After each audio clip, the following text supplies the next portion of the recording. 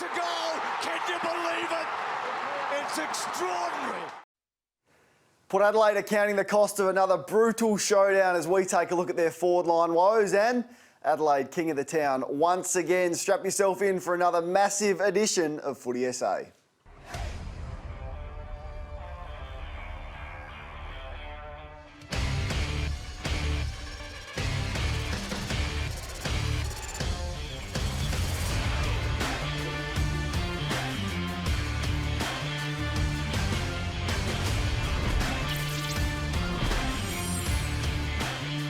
Good evening and welcome to Footy SA. The showdown has been run and won, and it was your Adelaide Crows, Bernie Vince, who got the chocolates once again. I was very happy. Probably the first quarter wasn't the greatest quarter of showdown history, but don't be fussy. Just got the job done. Not going to be fussy. Job done. Well, let's take a look at the big moments from the game. It's all thanks to Kia and their V6 twin turbo Kia Stinger, the West Australian Car of the Year. How about the performance of your man, Alex Keith, who won the showdown medal, and Daniel Talia? Their defence has been rock solid most of the year, but particularly the last 5 weeks. Oh, definitely, and he's been the big reason. Alex Keith's been, you know, the best 5 players for Adelaide almost all year since he's come in, so he's been outstanding. Just his ability to read the ball coming inside 50 has been outstanding, and he marks the ball. I love defenders that go at the ball and mark it, so outstanding and deserve the medal. And Daniel Talia there, that effort there, the smother. Westhoff was all alone inside 50. He smothered the footy. I thought Talia's job, Bernie, on Justin Westhoff, kept him to 2 kicks, markless, didn't score a goal, Westhoff, in the first half before they moved him. So extraordinary. And there you have it. There's the numbers. 2017, when they were the best team home and away in the competition. Strong points for, pretty solid points against. This year, not as attacking, but defensively very sound. Yeah, I think if they keep that average for the rest of the year, that will be their best defensive effort in the history of the club. So the good thing about if you keep teams to less scores, you don't have to score as much yourself. They've worked that out. Yeah, it appears as though Don Pyke's been a massive focus for them, and we've got to talk about Talia because he had an interrupted pre-season. Do we forget how good this guy is? He's already an All-Australian. He's always been their #1 key defender for the last 5 or 6 years. He was back. Yeah, you can't write off an All-Australian, can you? He's a star of the competition, and probably injuries held him back a little bit over the last couple of years, but he's back to his best. I just think Don Pyke deserves a bit of credit. Yep. He's the first guy to get whacked when the Crows aren't going so well, but he's realised that defence is, or their attack is built off their defence, and they're doing it very well at the moment. So well done, Don Pyke. They should expect to finish top 4 from here. I think clearly Collingwood and Geelong will lock themselves in. I think West Coast will probably jump up into top 4 by the end of the year, and then the Crows and the Giants probably fight it out for that 4th position. But if you look at their draw, pretty favourable. Definitely, and it's sort of wide open, the whole top 8, from, I guess, the top 3 down. Yeah. So certainly opportunities there, but you just got to keep winning because any team can beat any other team on their day. So it's they just got to be up for it. And Kia, big moment number 2 is Port Adelaide's forward line struggle. A key part of that is what the Crows did defensively, but Port still had 69 entries, Bernie, and they were so wasteful. 3 goals, 12 to 3/4 time is just not going to cut it. Nah, it's not going to cut it in many games at all. No. But yeah, to Adelaide's credit, they were very good defensively and forced. I think the pressure up the ground was very good, and they, as you see here, they're just bombing it in and a lot of intercept marks from Adelaide. So they just read the ball. They watched. I think Adelaide defenders just watched the ball really well. So they see the ball and go at it, and that's why they're able to intercept so much. But yeah, a few problems under the forward line. I mean, there's a lot of injuries at the moment, but there's potential for maybe some other guys to come into the side, maybe some key forwards. So with Westhoff being kept pretty quiet. The 3 starting key forwards, Ryder, Marshall and Westhoff, goalless on the night. So Port fans are crying out for someone like Billy Frampton to come in and give them a target there. There's the injury list. Ryan Burton we'll chat about in a moment, but Jonas is not going to come back this week. Some concerns whether Brad Ebert will even come back after the concussion. Wines is a while away, and we'll hear from Jared Schofield, the midfield coach, on Robbie Gray, who's a chance to come back shortly. The rest, long-term injury. So some big concerns. Speaking of Ryan Burton, he did hurt his hammy 10 minutes into the game. And it was an interesting one, Bernie, because he was coming off last Friday night against Collingwood, complaining of right hamstring tightness. He was getting some work on that right hammy. This is against Collingwood the week before. Apparently didn't train much at all, and then this happens. Did they get it wrong? Well, yeah, proof's in the pudding, isn't it? They got it wrong. If there's any doubt, though, at footy clubs, they're pretty good now with testing and work during the week that you'd think they wouldn't get it wrong, but they have in this instance, because it's the right hamstring that he gets work on, and obviously early in the game didn't do enough during the week to get through. Did throw them out a bit as well. He had the big job on Eddie Betts, which they would have planned on, and then 10 minutes you got to shuffle the job around. We'll look at more of the showdown very shortly, but Port Adelaide have got a pretty good run in the next 4 weeks. So let's take a look at it. Bernie, what their next month of footy looks like. There it is, Gold Coast at home, going for their 10th in a row against the Gold Coast. Hawthorn's not the Hawthorn of old in Tassie. Then the China game, St Kilda a bye, and Fremantle in Perth. So the next month isn't that daunting, and a real opportunity to get their season back on track and above 50%, which is where it is at now. Bernie is at the Plasma for the world famous Kia Top 7. It's home to Australia's best 7-year factory warranty. Strap yourselves in, because I always get nervous at this time of the show. World famous. I like the way you've introed that. Yep. We're getting traction worldwide. I like that.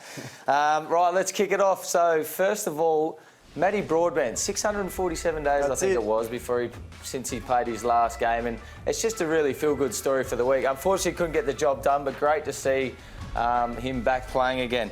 Another crazy tap. Why would you do that? Like, this is that Brad Ebert's signature? These things are permanent. That's Brad Ebert's signature on a fan. Wow. Like, they're permanent. Footy clubs do this. We touched on this the other week against Collingwood. They did it really well, and Adelaide have done it really well here. Sloaney always just goes that one step further, doesn't he? That's why he's everyone's favourite, nice. didn't he? Oh, what about this from this Port fan? If you're going to give someone lip from the sideline, make sure he misses it. I think he actually thought, no, you know what? He's yelled at me. I'm going to run around now and kick this. He should have looked back at him and pointed at him. He's pretty happy, isn't he? Oh, that's through. Shattered that bloke. What about this hanger too from Greenwood? Oh, bang. Nice. And goes back and kicks it into the man on the mark. Come on, Hugh. Get back off your mark. Finish the play. I want to know what this stands for. FTC. Is it fight the Crows? No Have fun with the Crows. I don't know what it is. I'm going to let you off the hook this week though, Kane, because this is all we needed to hear. Good. This song. Oh, that's worse. That is worse. Righto, you've had your fun. Play it out. Keep fun. What a song too. You have had. Look at him, bruised, battered. He's got the job done. Look at him, having fun. Oh, and you know how happy I was. I was so happy after this that I was nearly as happy as this guy. Where are you going? I was nearly happy as this guy after a Crows win back in '91. Where is he? Well, there he is. Oh, there he is. Look at him. That's a happy Kane back in '91 after his old man coached the Crows to a win. Have a look at it. Jeez, you did miss out on a feed when you were a kid. You said you were going to let me off the hook. Did you leave anything else for chat? You said you were going to let me off the hook. I couldn't help it. On that note, we've got to get to a break. After this, we're going to take a look at the young player the Crows have first rights to right now, and it's going to make the Crows fans pretty happy. That's all coming up on Footy SA.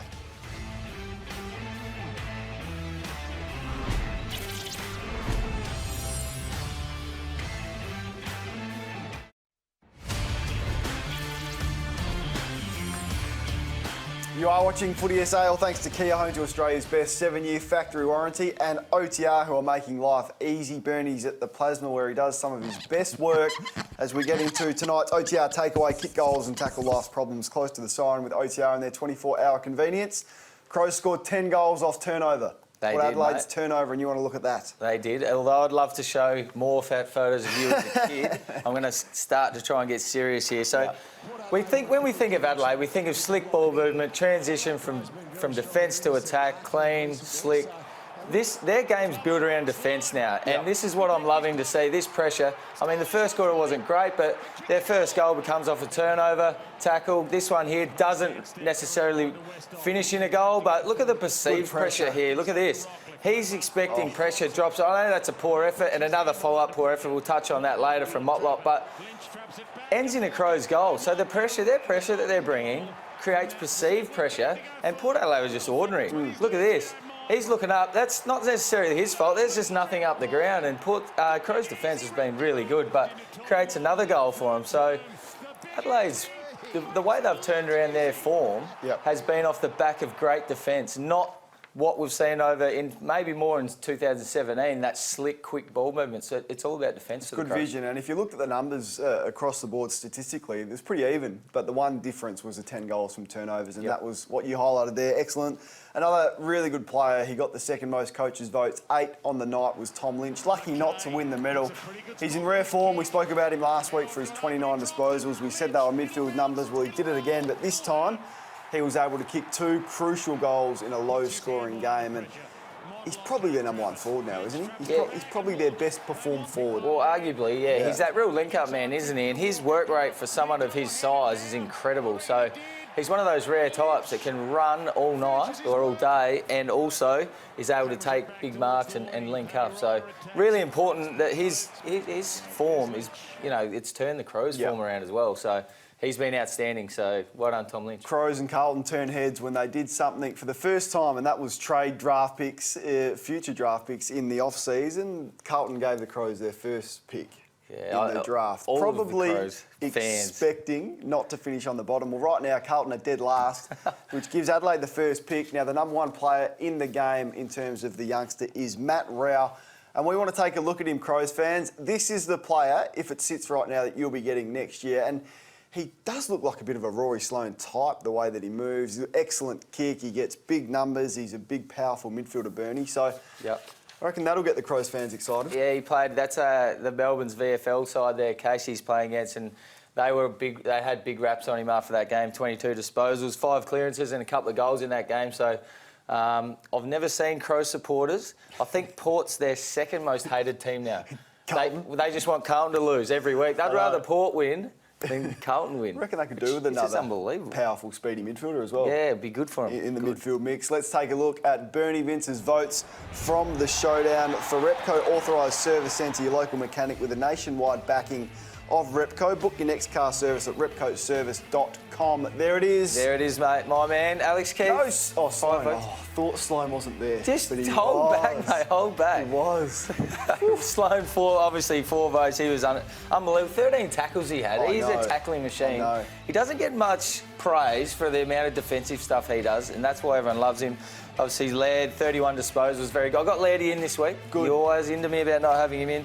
Lynch we spoke about, probably unlucky not to be a bit higher, and Brad Crouch I thought was very good as well. Just apologies to Mr. and Mrs. Talia at home who thought their son played excellent on Saturday night. Bernie Vince I can only have 5, mate. I can't have the whole team. Recognise them. Let's see if Malcolm Blight does recognise Daniel Talia's pursuits on Saturday night, because lucky you're with Amy and lucky you're in Malcolm Blight's Hall of Fame. Who is our next inductee?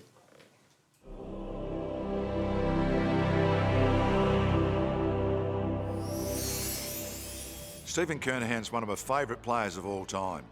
I honestly believe that Stephen Kernahan was the most consistent mark I'd ever seen in the game, either at Glenelg or at Carlton. Growing up and playing for Woodville, I played against Harry Kernahan, Stephen's father.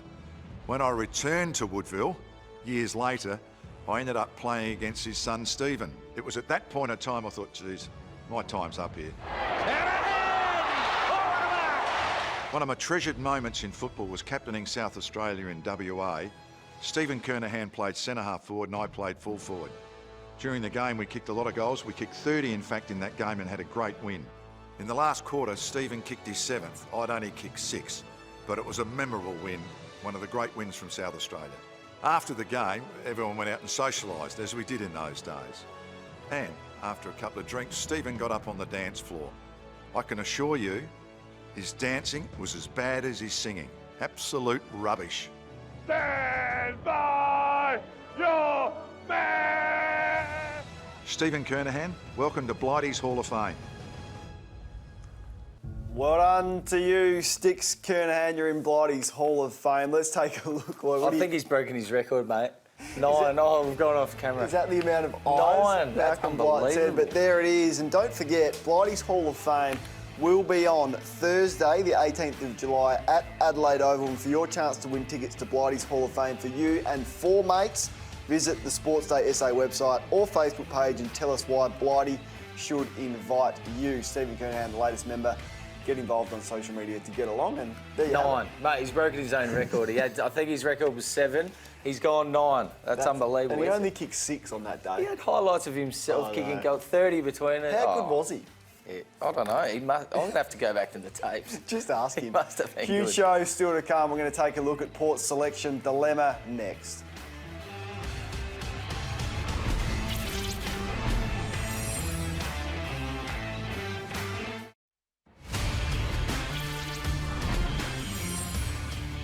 Thanks for your company on Channel 9. It's all thanks to Kia. They are home to Australia's best 7-year factory warranty and OTR, making life easy. Port Adelaide's midfield coach, their new midfield coach, Jared Schofield, joined SEN SA this morning and took us through a bit of a selection dilemma for the club ahead of the game against the Gold Coast this weekend. Billy's been in fantastic form in the SANFL, and you know, definitely his name will come up, and as it has in previous weeks. There's probably a discussion about Robbie Gray. His name obviously popped up in selection even as late as last week. So look, he's an outside chance. We'll look at him, and you know, then there's Tommy Jonas as well. We've got to see where he's at as well. But look, there's a few that we'll discuss, and obviously the guys that have been playing some good footy in the SANFL. Probably got to make some changes on the back of the form on Saturday night, Bernie. And Aidan Johnson, Kane Farrell and also Stephen Motlop, the 3 that they brought in, didn't have an influence at all. Yeah, Motlop was very poor. But, I mean, if Jonas is available, he plays. But, yeah, without Dixon, they probably need to look at another key forward, don't they? They're not getting much from their key forwards at the moment. Yeah, let's see if Billy Frampton comes in. This is Stephen Motlop. He really disappointed with his performance. He spent 3 weeks in the SANFL after getting dropped a month ago, and this effort here, Bernie, is not what we expect in showdowns, and you'd have the players of yesteryear looking at that thinking, that's not what showdowns are all about. Nah, not at all. And that summed up his night a little bit. He was indecisive, and I don't mind if players make mistakes taking the game on, but they're the non-negotiables. Put your head over the ball, it's your turn to go, and he just looked a little bit jumpy, a little bit scared, didn't he? Yeah, which is not what you want in a big game like that. It's not what you want to be known for. Let's have a look at the votes, and certainly Stephen Motlop wasn't in there. It's all thanks to Repco Authorised Service Centre. Book your next car service at repcoservice.com. Just room for 4 this week. I thought Dougal Howard started back and went well, then went forward and almost changed the game. Did. Kicked a couple of goals and was a target. Yeah. Thought Houston was their best defender. Pau Pepper had 15 contested possessions, 10 tackles and 2 goals. And Tom Cleary, once again, was pretty solid. You love making a statement by leaving out a player in the best players, don't you? You just love it. That is dominated by Crows. There's the leaderboard. Brad Crouch, Sloan is coming. Vokes dropped off a little bit. Oh, Matt my boy, Crouch Keith. is always solid. And you'll make sure your boy is right up there by the end of the year, Alex Keith. Nathan Brown is in the house for Sportsbet, looking very sharp as always. Brownie, welcome. Thanks, Kano. A couple of massive games. Oh, for what's Adelaide. wrong with It's a you, bit rusty. boys? Big It's been, weekend. not a big weekend, but kids have been sick, you know. I've got 4 kids at home. They make you sick. I'm just battling through it. I'm so hard, you know. You're a trooper. I am. Now, Adelaide up against Brisbane Lions. Very hard to win at the Gabba. I reckon those odds are about right. Very hard to win at the Gabba. Will be high scoring. The big win, little win is where you might like to create some money, though. Adelaide 1-39. That's where most of their wins have been this year. So you're getting a bet at 260 there. And then Port Adelaide. Interesting game here. I reckon they're a little bit too short here against the Suns, who have been pretty good, the Suns, even though they're giving up games. But I know they play at home, but very, very short. You might find some value here in the 1-39 market at $2. Let's have a roll on. And towards the Brownlow medal market, Paddy Cripps is the outright favourite, $3.50. He would have got 2, maybe even 3 votes again on the weekend. Lockie Neal might not have voted. Nat Fyfe would have voted, 33 and 3 goals. So, and then you got Sloan and Travis Pope down the bottom. The Premiership market, Geelong are the outright favourites for the top 4. Before I start that, Adelaide, Port Adelaide. Adelaide were $8 for the top 4 3 weeks ago. They have come into $2.85. And then the top 8, Adelaide even got out to $2.50 when they had that bad stretch around rounds 2 and rounds 3. So that's where Adelaide and Port Adelaide are at the moment. And the last thing is the SANFL Premiership. What do you think, Kane?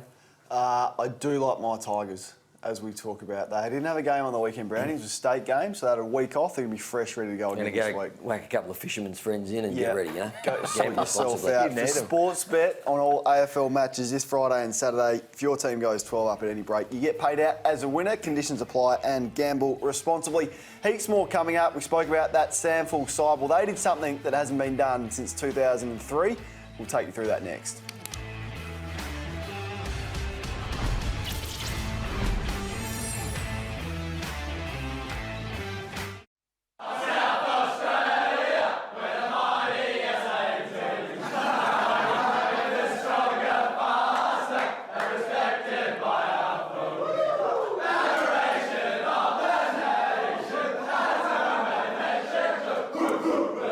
That's the second time on this show I've heard that putrid song. That is the South Australian team. Why are they singing the Crows song? Well, they were fresh off the showdown win, so they thought there's a lot of Crows supporters there. Why is the South Australian team singing the Crows song? That's what I would like to know. It's an absolute disgrace. That was the bad news. The good news is that they won and they went over to Perth. This is our SANFL update for the Balfours Take a Specky promotion. It's on now, entered today, and they got it done. Jordan Foote with some magic there. Dom Barry, your old teammate, on the right there. A nice little goal there. And then Anthony Wilson. How's his pace? Good. He should be playing AFL. He's Norwood's speedy wingman. Should be. And then the last one again, Wilson sets up Louis Hender from North Adelaide, who bagged the sealer. They got it done by 7 points, and the last team to go to Perth and win was coached by Alistair Clarkson in 2003. Oh, wow, a long time ago. Long time ago. Good so effort. great performance from the team there, and also congratulations to Michael Knoll from South Adelaide. He's not a well-known figure, but the big ruckman won the Foss Williams medal. There it is. If you want to get involved in the Take a Specky promotion, win a footy every day this season, upload your perfect moment to @Balfours Bakery, #Take a Specky, or go to www.balfours.com.au.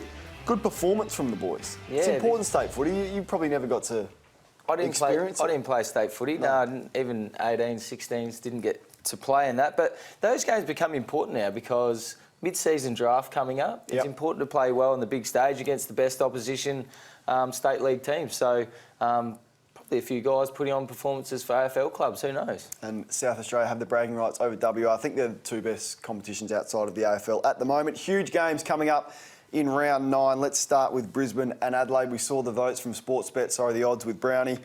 Brisbane are going to start favourites. Start favourites, probably fair. I reckon it's probably even money. Adelaide travel pretty well. I think they're as good a chance as Brisbane winning. Coming off obviously a good win on the weekend. Can't see why they can't go up there and win. And Port Adelaide have won their last 9 in a row against Gold Coast, who have been reasonably strong this year. Just got beaten by your old mob in the last seconds on Saturday night, but Port Adelaide should win. Yeah, they should win. Don't underestimate Gold Coast, though. They bring a real contested style of footy, so it's a bit of a danger game, I feel, for Port Adelaide players or fans that think it's just going to happen. They can't go into the game thinking that, especially coming off their performance on Saturday night. Looking forward to another huge week of footy. As always, get involved on our socials, footy_SA on Twitter. Look us up on Facebook and join in the conversation there. We'll be back to dissect all of the round 9 action next Monday night. Have a great week.